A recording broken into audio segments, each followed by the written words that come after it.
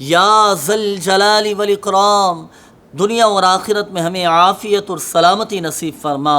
یا ذل جلال والاکرام، ہمارے ایمان کی حفاظت فرما۔ یا ذل جلال والاکرام، ہماری تمام جائز دعائیں اپنی بارگاہ میں قبول و مقبول فرما۔ ناظرین،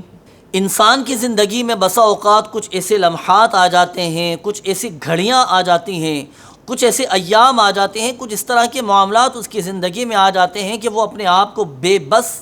مجبور، تنہا اور وہ اکیلا محسوس کرتا ہے، اور وہ ایسے سہارے کی تلاش میں ہوتا ہے کہ جو اسے سکون کی دولت سے مالا مال کر دے، اسے ذہنی اور قلبی سکون حاصل ہو۔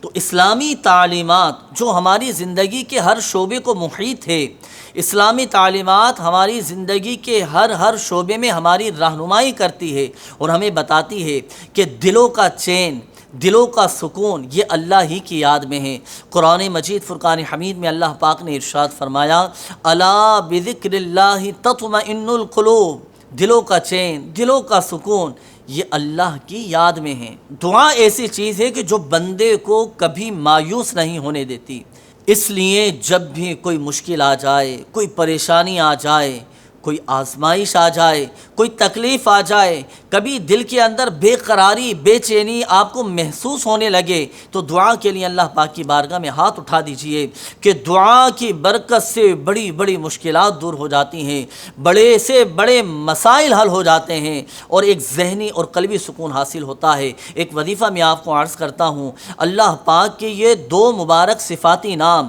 یا ذل جلال والاکرام، جو مسلمان صدق دل کے ساتھ، یقین کامل کے ساتھ یا ذل جلال والاکرام پڑھے اور ان کلمات کے ساتھ اللہ پاک کی بارگاہ میں دعا کرے، تو اللہ پاک اس کی دعائیں قبول فرماتا ہے اور اسے خوشحالی نصیب فرما دیتا ہے۔ تو اللہ پاک کی رحمت سے دعائیں بھی ہماری قبول ہوں گی، اور کیسی ہی مشکل کیوں نہ ہو، کیسی ہی پریشانی کیوں نہ ہو، تو انشاءاللہ عز و جل وہ بھی دور ہوتی چلی جائے گی۔